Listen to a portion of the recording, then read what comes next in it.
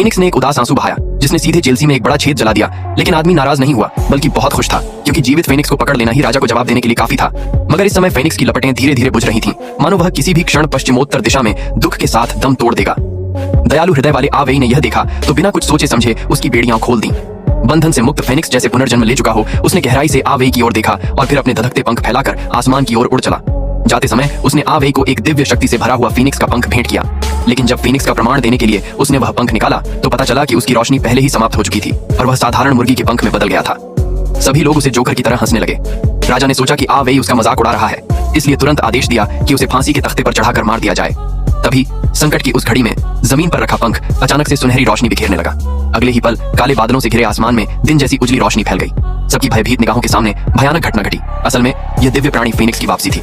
इसके बाद पूरे शहर ने यकीन कर लिया कि आवेई ने उस दिव्य प्राणी को वश में कर लिया है और उसे अपना नायक मानने लगे। राजा भले ही मन बहुत नाराज था, लेकिन मजबूरी में उसने वादा निभाते हुए आवेई को